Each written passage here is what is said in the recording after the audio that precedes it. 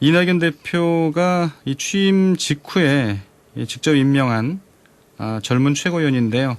임명 당시부터 주목을 많이 받고 있습니다. 예, 자세한 얘기 전화 연결해서 들어보겠습니다. 박성민 최고위원님 안녕하세요. 네, 안녕하세요. 박성민입니다. 예, 반갑습니다. 네, 예, 안녕하세요. 예. 네. 아침 저널에 이 출연하는 가장 젊은 정치인이 아닐까 이런 생각을 제가 해보게 되는데, 예, 집권당의 이제 최고위원이라는 자리가 참 이게 만만치 않은 자리고, 그런데 여러 가지 뭐 책임이 많이 크고요. 부담도 많이 되지 않을까요? 네, 뭐 말씀하신 것처럼 아무래도 뭐 권한도 분명히 있지만 책임이 그만큼 큰 자리고 발언 하나하나 뭐 행동 하나하나가 사실은 매 순간 평가받는다라는 생각이 있어서요. 네. 좀 긴장을 많이 하고 매 순간 좀 고민을 많이 하는 것 같습니다. 예. 그 임명된 이후에도 계속 고민을 하고 있네요. 그쵸. 고민의 끈을 놓으면 이제 또 잘못된 뭐 언행이나 뭐 예. 실수를 또 할 수 있기 때문에 예. 긴장을 하고 고민을 계속 이어가는 것 같습니다. 네. 이 회의 때도 보면은 다들 이제 연장자고, 네. 그러면은 좀 부담이 더 크지 않을까요? 발언하는데 어떤가요? 뭐 그런 부분을 우려를 많이 해주시긴 했어요. 아무래도 네. 저 혼자 20대고 이제 30대나 40대 최고위원님들은 또 안 계시고 그렇게 그렇죠. 또 바로 이제 어떻게 보면 선배님들과 같이 이제 일을 하던 거다 보니까 예. 뭐 얘기를 못하지 않겠냐라는 우려를 많이 해주셨는데 일단은 얘기를 지금까지는 계속 잘 해왔고요. 그런 얘기들을 또 잘 들어주세요. 그리고 뭔가 이제 뭐 제가 어리다라는 이유로 혹은 뭐 후배라는 이유로 무시하시거나 이런 부분은 전혀 없고 그냥 저를 한 명의 좀 정치인으로 대해주시는 경향이 있어서 저도 좀 부담 없이 또 가감 없이 이야기를 하고 있습니다. 그건 다행이네요. 또 최고위원회 그 분위기가 그렇다니까. 어떻게 네네. 이낙연 대표와는 개인적인 인연이 있나요? 근데 대표님과는 인연이 전혀 없었고요. 예. 전혀 없었고 이제 대표님께서 그래서 전화를 주신 게 저도 굉장히 좀 놀랍고 좀 파격적인 결단이셨다고 생각을 합니다. 예.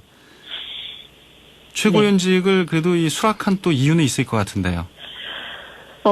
일단은 제가 해야 할 일이 있다라는 생각이 제일 컸습니다. 아무래도 이번 지도부에서 선출직 지도부에서 보시면 아시겠지만 청년 여성의 비율이 굉장히 적었고 또 이제 민주당의 사실 약한 고리라고 불리는 게 또 청년과 여성이라는 영역이기 때문에 예. 제가 청년 대변인 하면서 이제 당에 느껴왔던 뭐 그런 아쉬움들을 좀 메꾸고 그리고 당이 청년들과 여성들과 좀 더 많은 접점을 만들 수 있도록 역할을 해야 된다라는 좀 사명감이 있었어요. 그래서 예.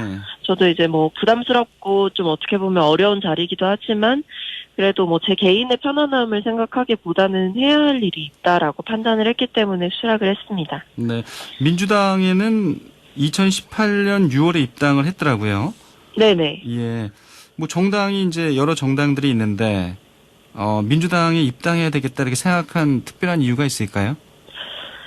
이제 말씀하신 것처럼 정당이 여러 개인데요. 그 중에 이제 저는 저랑 공통분모가 가장 이제 많은 정당을 좀 찾으려고 노력을 했던 게 좀 기억이 납니다. 그래서 네. 정당 가입을 하기까지 사실 제가 1년 동안 고민을 했었어요. 그래서 처음에는 이제 정치를 해야겠다라고 이제 마음을 먹고 나서 그냥 저같이 평범한 사람이 그렇다면 정치를 하려면 뭐부터 할 수 있을까 생각해 봤는데 정당 가입이 이제 그 첫 번째였고요. 그래서 그 중에 왜 더불어민주당이냐라고 생각했을 때 이제 각 당에서 내놓는 뭐 선거 때 공약이라든지 아니면 중요하게 이제 역점을 두고 행동하는 부분들을 좀 찾아보면서 네. 약간 블라인드 테스트처럼 이런 공약에 대해서 내가 얼마만큼 동의하고 아니면 당의 정책적인 기조나 정치적인 방향이 얼마나 나랑 좀 일치하냐 이런 것들을 굉장히 꼼꼼하게 따져보고 이제 선택을 하게 됐던 것 같습니다. 예. 1년 정도 고민했다고 하면 2017년 봄부터 고민을 한 건데 네네. 그럼 문재인 정부 출범과 함께 여러 가지 네. 고민을 하게 된 거네요.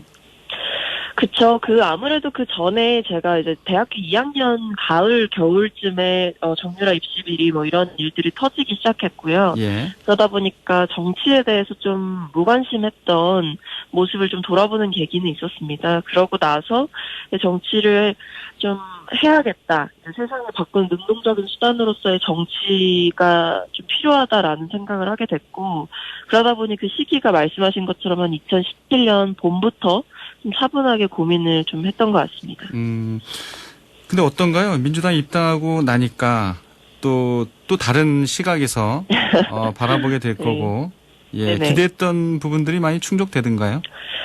일단 뭐 기대를 크게 하지는 않았어요, 저는 사실은. 예. 네, 크게 하지는 않았고, 이제 뭐 당에 입당하면 뭔가 레드카펫이 펼쳐지겠지 뭐 이런 생각으로 입당을 했던 건 아니었기 때문에, 뭐 기대를 했는데 무너졌다 이런 느낌은 아니었고, 다만, 뭐 아무래도 정당에 가입하고 나서, 뭐 저는 지역위원회부터 이제 활동을 조금씩 시작을 했어요. 예. 그래서 사실 하나씩 다 이제 몸으로 부딪혀보면서 행동을 했던 거죠. 어떻게 보면 참 힘들었던 게 이제 정치를 하겠다라고 생각을 하고 찾아보니까 좀 한국에서는 사실 그렇게 뭔가 바닥부터 차근차근 뭔가 성장하고 좀 체계적으로 육성된 그런 롤모델이 좀 찾기가 어렵더라고요. 네. 그러니까 혼자 참 걷는 길이라는 생각이 컸는데 이제 하다 보니까 뭐 지역위원회 에서도 열심히 활동을 하고 그 다음에 이제 또 우연히 청년 대변인을 하게 됐던 건데 그때 당에서 이제 청년들과 좀 교감하려는 노력을 하고 있다라는 그 변화는 굉장히 긍정적으로 받아들였습니다. 근데 예. 여전히 뭐 제가 이제 부딪히면서 느껴봤지만 사실 당에 왔을 때 가장 처음 듣는 얘기는 이제 아무도 너를 챙겨주지 않는다라는 얘기를 가장 먼저 들어요. 그래서 네. 책임은 이제 본인이 다 직접 지는 거고, 근데 뭔가 길이 구체적으로 보이는 게 아니니까 좀 사실 다른 청년 정치인들 입장에서는 굉장히 막막하고 좀 많이 힘들 거다라는 생각은 들었습니다. 네.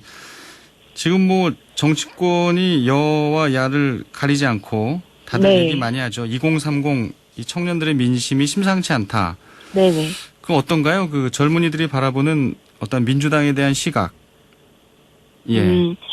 뭐 냉정하게 말씀드리면 좋지 않죠. 좋지 예. 않고 이제 그게 왜 그럴까라고 참 고민을 많이 해봤는데 정책적으로 이제 좀 청년들의 눈높이를 충족시킬 만한 부분들이 좀 부족했다라는 것도 물론 인정해야 되지만 저는 그 이전에 사실 이 청년들의 생각과 청년들의 눈높이, 그러니까 저는 이런 부분들을 청년 감수성이라고 좀 명명을 하는데요. 청년 감수성. 네네. 예. 이런 청년 감수성이 우리 민주당 안에 얼마나 자리하고 있는 좀 돌아보게 돌아봐야 된다고 생각합니다. 예. 실제로 뭐 여러 가지 이제 여야의 진영 논리가 있을 수밖에 없는 곳이고 또 정치적으로 항상 공세가 이어지는 곳이다 보니까 민주당이 방어적으로 여러 가지를 대하고 혹은 뭐 준비하는 과정 속에서 사실 이런 청년들의 눈높이나 뭐 생각 이런 부분들이 고려되지 않았던 것 같아요. 그건 결국에는 청년들이 민주당 안에서 좀 주도적이고 주체적인 역할을 할 수 있는 통로가 그동안 너무 좁았다. 네. 그래서 청년들과의 접점을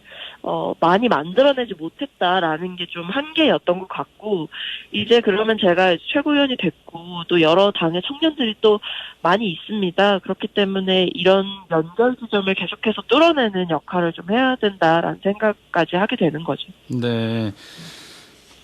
뭐 어제부터 논란이 뜨거운데요. 이 강경화 외교부 장관의 이 남편, 네. 이일병 연세대 명예교수가 이제 미국으로 가면서 네네. 굉장히 좀 뜨겁습니다. 여러 가지 면에서. 네. 젊은이들이 또 바라보는 시각은 어떨지 궁금한데요. 일단 뭐 저는 부적절하다라고 생각을 했어요. 처음에 예. 이제 언론 보도를 접했을 때부터. 왜냐하면 일단 지금 사실 방역의 고삐를 계속해서 조여왔고 그렇기 때문에 뭐 청년들뿐만 아니라 국민들께서도 사실 일상생활에 굉장히 많은 지장을 받았고 여러 가지를 좀 포기해오셨기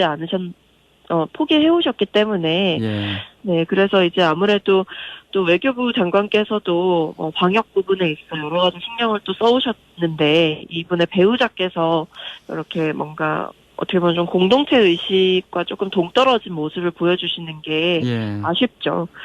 그래서 근데 저는 개인적으로는 일단 이제 강 장관님께서 그래도 사과를 또 하셨고 유감 표명을 하셨기 때문에 그렇게 네. 좀 빠르게 입장 표명을 하신 부분은 좀 긍정적으로 받아들였습니다. 그래서 뭐 사과했으니 됐다 뭐 이렇게 본다기보다는 일단 본인이 또 할 수 있는 부분에 대해서는 최대한의 또 조치를 취한 것이고 예. 이미 이제 배우자가 이렇게 출국을 해버린 상황에서 이제 유감 표명을 하고 그 이후의 일들은 사실 또 좀 하기 어려우신 부분도 있을 거예요. 그래서 일단은 지금 사과를 하셨고 입장 표명을 강하게 하신 만큼 일단은 그 부분을 좀 긍정적으로 보고 있는 상황입니다. 네. 어제 이제 정부가 그 재정 준칙을 내놨잖아요. 네. 이 국가 채무 비율에 어떤 그 마지노선을 좀 법에 명시하는 부분인데 네. 이걸 왜 여쭤보냐면 아무래도 좀 이 국가 채무라고 하는 거는 이 미래 세대 이 젊은이들의 부담이 클 수밖에 없기 때문에 네. 근데 이 정부의 재정 준칙 물론 이 국회에서 이 국가재정법이 이제 개정이 돼야 되는 부분인데요. 코로나 부분을 감안할 때는 이런 재정 준칙이 좀 불필요하다 이런 주장도 있고요. 네. 이게 이제 2025년부터 적용이 되기 때문에 지금도 국가 채무가 늘어나고 있는데 5년 뒤부터 적용하는 거는 좀 미래 세대에겐 너무 부담이고 늦지 않느냐 이런 지적도 있습니다. 이 부분은 좀 어떻게 보세요? 말씀하신 것처럼 그 빚이 사실 미래 세대에게 좀 전가가 되고 그 직격탄은 아무래도 맞게 될 가능성이 크죠. 근데 네. 저는 지금 코로나19라는 그 특수한 상황을 고려하지 않고 뭔가 이런 채무를 뭐 느슨하게 관리하는 거 아니냐라고 비판하는 부분에 대해서는 네. 되레 좀 비판적인 시각으로 보는 입장입니다. 왜냐하면 일단은 지금 사실 전례 없는 위기 속에서 지금 다 같이 헤쳐나가고 있는 상황인데 예. 오히려 이렇게 개인의 삶이 어떻게 보면 혹은 경제적으로든 뭐 정신적으로든 무너지고 있는 상황 속에서 국가가 이들을 위해서 재정을 사용하지 않는 것 자체가 전 직무유기라고 생각을 하고 그렇기 때문에 아무리 좀 채무가 어느 정도 좀 늘어나고 있는 상황이기는 하나 예. 코로나19라는 이 당장 직면한 상황들을 좀 헤쳐나가기 위해서는 그런 국가 재정의 사용이 불가피하다. 이런 부분은 뭐 특정 계층만 겪고 있는 문제가 아니라 모두가 겪고 있는 문제이기 때문에 예. 이건 당연히 이제 청년들 역시도 좀 이해를 할 부분이라고 생각을 하고요. 그 재정 준칙과 관련해서는 이제 말씀하신 것처럼 그 적용하는 기간이 이제 일정 정도 이상, 그러니까 몇 년 지나서부터 시작을 하는 건데 예. 그 부분만으로도 전 좀 충분히 의미가 있다. 다만 지금 당면한 이 코로나19라는 상황을 헤쳐나가는 데 있어서 가장 중요한 것은 이제 국가의 재정을 사용해서라도 이제 국민의 삶을 지켜내는 게 어떤 것들을 다 차치하고라도 가장 중요한 일이다라고 보고 있습니다. 네. 아무래도 뭐 젊은 분들이 더 관심이 클 것 같아서 이 방탄소년단 BTS에 대한 이 병역 특례 문제가 이 여당 내부에서 네네. 먼저 제기가 됐잖아요. 네. 이 부분은 어떻게 보면 좀 젊은이들의 공정 이슈와는 좀 거리가 또 있어 보이고요. 예. 네. 어떻게 바라보나요? 이 부분을 공정으로 얘기를 할 수도 있겠지만, 일단은 그 이전에 이 얘기가 왜 나왔을까를 생각해보면, 네. 여러 가지, 사회적 맥락이 있었던 것 같습니다. 근데 그거는 이제 당 안에서도 사실 의견이 좀 갈리는 부분인 것 같아요. BTS 병역과 관련해서는. 네. 어떤 층에서는, 이제 본인들이 또 병역의 의무를 다 하겠다고 밝혔기 때문에, 굳이 이거를 구태여 나서서 불필요한 부담을 지워주는 것이 맞느냐라고 보는 것 같기도 하고 예. 한쪽에서는 이제 아무래도 정말 전 세계적인 열풍을 불러일으키고 있는 가수들이다 보니 활동의 영역에 있어서 조금 더 많은 것들을 보장해주고 거기서 여러 가지 발생하는 긍정적인 이익들을 또 누릴 수 있는 것이 맞지 않냐라고 생각을 하는 이 두 지점에서 고민을 하는 것 같은데 네. 저는 일단 결론이 아직은 사실 난 게 아니고 결론이 쉽게 나야 될 부분도 아니라고 생각을 하거든요. 아무래도 병역이 또 예민한 문제이기 때문에 고민을 해볼 수는 있습니다만 사실은 본인들이 이제 적극적으로 병역을 성실하게 하겠다라고 밝힌 상황 속에서는 구태여 이제 뭔가 정치권에서 부담을 지어주는 게 맞나라는 생각은 하고 있습니다. 네. 알겠습니다. 어제 이제 검찰에 구형이 있었는데 워낙 오래된 얘기여서 젊은 분들이 또 이건 또 어떻게 생각하고 있는지 궁금해서 전두환 전 대통령에 대해서 이 징역형이 이제 구형됐잖아요. 네네. 예, 어떤 이유인지 뭐 알고 계실 거고 네. 좀 어떻게 바라보시나요? 일단 저는 긍정적으로 봤습니다. 예. 왜냐면 사실 전두환 씨에 대해서 계속해서 책임을 물으려는 여러 가지 역사적인 시도들이 있었는데, 사실 그동안 좀 거대 권력처럼 또 자리를 해왔기 때문에 그런 책임에 대한 처벌이 용이하지 못한 부분이 컸어요. 근데 예. 이번에 이렇게 징역형이 구현이 되고 본인의 행위에 대해서, 본인의 잘못에 대해서 명확하게 또 책임을 질 수 있는 기반이 또 만들어지는 거라서 저는 좀 이번 일은 또 긍정적으로 봤습니다. 뭐 시간이 더 다 돼가서요. 끝으로 요거 하나만 네. 좀 여쭤봐야 되겠네요. 본인이 네, 독일의 말씀해주세요. 메르켈 총리 같은 정치인이 되고 싶다 이렇게 얘기를 했는데, 네네. 예, 그 이유가 뭔지 짧게 20초만 드리겠습니다. 네, 아무래도 원칙 있고 따뜻한 정치를 하신다라는 그 부분에 또 많이 매료가 됐고, 그리고 또 국민들께 능력 있는 정치인으로, 또 일 잘하는 정치인으로 인정을 받는다. 그 부분이 굉장히 컸습니다. 그래서 저는 이제 정치가 그냥 뜬구름 잡는 얘기만 하는 게 아니라 실질적으로 일하는 정치인, 일 잘하는 정치인으로 평가받아야 된다라는 생각이 굉장히 크기 때문에 네. 그런 점에서 좀 국민들께 보통 사람이 하는 또 특별한 정치를 보여드리고 싶다라는 마음이 있습니다. 알겠습니다. 오늘 인터뷰 아주 흥미로웠는데요. 예. 앞으로도 기대를 많이 하겠습니다. 고맙습니다. 네, 감사합니다. 더불어민주당 박성민 최고위원이었습니다.